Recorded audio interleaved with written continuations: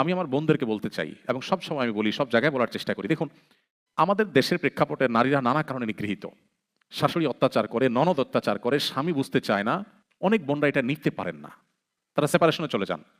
যারা বুদ্ধিমান, যারা কোরআন এবং হাদিসের কাছে নিজেকে সারেন্ডার করেছে যে আমার আল্লাহ সৃষ্টিকর্তা আমাকে যেটা গাইড করছেন এর বাইরে কোনো কল্যাণ থাকতে পারে না, সো আমি সেটাকে ফলো করবো, আমার যত কষ্ট হোক, এই ডিসিশন যারা নিতে পারেন তারা সবর করেন। সবর করলে কি হয়, আমি সবসময় বলি মুসলিম ফ্যামিলিতে কোনো মেয়ে যদি কষ্টে থাকেও সেটা খুব লিমিটেড টাইমের জন্য, খুবই সীমিত সময়ের জন্য। আপনার স্বামী জুলুম করছে, শাশুড়ি জুলুম করছে, শ্বশুর জুলুম করছে, ননদ জুলুম করছে, দেবর জুলুম করছে, ওকে, আপনি নিশ্চিত থাকেন, আমি আপনাকে লিখিত দিতে পারি, আপনার এই সময়ের অবসান হবে, আপনি সুন্দর সুদিন পাবেন যদি আপনি ধৈর্য ধারণ করতে পারেন। কিভাবে সেটা? যখন এক দুটো বাচ্চা হবে, সাধারণত বাচ্চারা বাপের পক্ষে থাকে না মায়ের পক্ষে থাকে? বেশিরভাগ মায়ের পক্ষে থাকে। বাপের পক্ষে কয়টা থাকে? আমার বাচ্চারা তো আমার মনে হয় না যে আমার ওয়াইফ আমি দুজনের মধ্যে আমার পক্ষে দাঁড়াবে। ভোটে যদি দাঁড়াই দুইজন, নির্ঘাত আমি হারবো এবং ওয়াইফ জিতবে। এরপর বাচ্চারা যখন বড় হয়, এরা বড় হওয়া মানে হলো আপনি স্ত্রী হিসাবে আপনার সৈনিক গড়ে ওঠা, ডানে সৈনিক, বামে সৈনিক। এখন তো আবার ফ্যামিলি প্ল্যানিং এর নাম দিয়ে মানুষ বাচ্চা নিতে চায় না। আহ, দুর্ভাগ্য। আমরা যারা 7-8 ভাই আছেন, তারা ফ্যামিলিগতভাবে যতটা সুখে, 1-2 ভাই যে সমস্ত সংসারে, তারা ফ্যামিলিগতভাবে ততটা সুখে না। এটা আরেক আলোচনার টপিক, আমি সেদিকে না যাই। আমি যেটা বলছিলাম যে একটা সময় ছেলে মেয়ে বড় হয়, তাদের ঘরে নাতিপুতি হয়, তখন কিন্তু ওই যে যে বুড়ার সারা জীবন খ্যাস খ্যাস করছিল মহিলার সাথে, ওই বুড়ার কিন্তু কোনো বেল থাকে না। খেয়াল করছেন আপনারা কখনো? সারা জীবন যে বুড়াটা জ্বালাতন করছে, মানে ইয়াং বয়সে যখন বউরে জ্বালাতন করছে, এখন পাইক পেয়াদা, সৈনিক সামন্তর সব কার? মহিলার। পোলাপান যখন একটু বড় হতে থাকে তখন কিন্তু একদম বেয়াদব পুরুষ, যেটা স্ত্রীকে টর্চার করে যে পুরুষ, সেও কিন্তু সোজা হয়ে যায়। কারণ বইয়ের দিকে চোখ বড় করতে দেখে যে ছেলে মেয়ের সামনে এসে দাঁড়ায়, শুধু চোখে চোখে তাকালেই আর কিছু লাগে না, হজম হয়ে যায়, সূচের মতো সোজা হয়ে যায়। আর এগুলো যখন আর বড় হয়, এদের আবার যখন বাচ্চা কাচ্চা, তখন বুড়ির রাজত্ব আর রাজত্ব। তখন বুড়ির এমন রাজত্ব জমে যে বুড়া বেচারা বাসায় জায়গা পায় না, মসজিদে যায় বসে। মসজিদে মুয়াজ্জিন সাহেব বলে, চাচা বাসায় যাবেন না, দরজা আটকাবো। বলে, তোমরাও যে কি হয়েছে আজকাল, তাড়াতাড়ি মসজিদ বন্ধ করার জন্য পাগল হয়ে গেছো, ইবাদত করতে দাও না। আসলে তো বুড়ার বাসা জায়গা নাই, কারণ ওখানে নাতিপুতি যা আছে সব বুড়ির।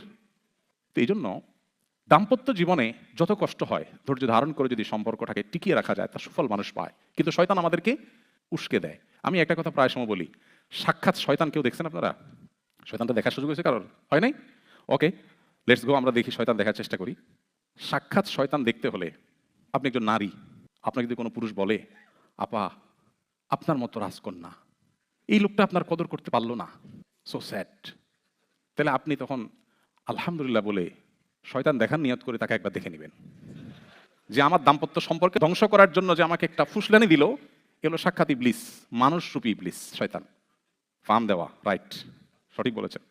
একইভাবে কোনো পুরুষকে যদি অন্য কোনো মহিলা বা অন্য কেউ এসে বলে, ভাই আপনার মতো রাজপুত্র কি না মেয়ে পাইতেন আপনার জীবনে, ইস কেমনে কাটাই দিলেন আপনি জীবনটা, তাইলে আপনিও শয়তান দেখার নিয়ত করে বিসমিল্লাহ বলে একবার দেখে নেবেন।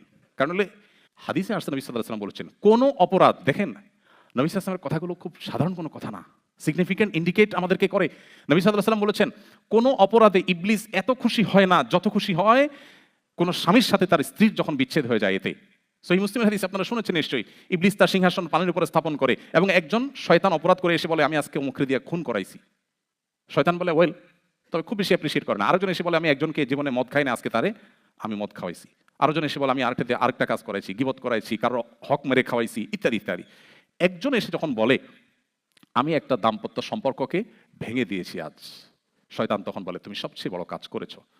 আজকের পৃথিবীতে যদি আপনি একটু চোখটা মেলে তাকান, একটু যদি আপনি নড়ে চড়ে বসেন, একটু ডিপে গভীরে যদি তাকান, আপনি দেখবেন ফ্যামিলি ব্যবস্থাপনাকে ভেঙে ফেলার জন্য হাজারটা উদ্যোগ আজকের পৃথিবীতে নেওয়া হচ্ছে নানা নামে, যেটা আমরা টেরও পাচ্ছি না, জাস্ট পরিবার ব্যবস্থাপনাকে ভেঙে ফেলার জন্য। ওয়াই?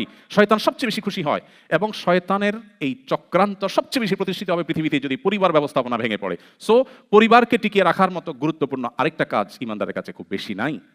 এই জন্য আমি বিনয়ের সাথে বলতে চাই যে এই সমস্ত পরিস্থিতিতে আমাদেরকে ধৈর্য ধারণ করতে হবে এবং পরিবারকে টিকিয়ে রাখতে হবে যে কোনো মূল্যে। আমরা আজকাল সবাই খুব বেশি অতিরিক্ত স্বাধীনতা ভোগ করতে পছন্দ করি। স্বাধীনতা ভালো, কিন্তু ইসলাম বলে অতি স্বাধীনতা নয়। অতি স্বাধীনতা মানুষকে ধ্বংসের দিকে নিয়ে যায়। তো এখানে আমরা যখন অতি স্বাধীন হতে যাই তখন মুরব্বীদের তত্ত্বাবধানের থেকে আমরা দূরে সরে যাই, ডেফিনেটলি এটা আমাদের জন্য ক্ষতি বয়ে আনে। কি করবেন? আমি খুব মৌলিকভাবে কয়েকটা কথা বলি। নাম্বার এক, স্বামী স্ত্রী উভয়ে পরিবারের সবাই আল্লাহর কাছে নিজেকে পরিপূর্ণভাবে সারেন্ডার করতে হবে, যে আমরা আল্লাহর গোলাম, আল্লাহ আমাদের সৃষ্টি করেছেন, তার কাছে আমাদের ফিরে যেতে হবে। সো তার আদেশ নিষেধের সামনে আমাদের কোনো সে নাই, এ ব্যাপারে সবাই উভয় সম্মত হতে হবে।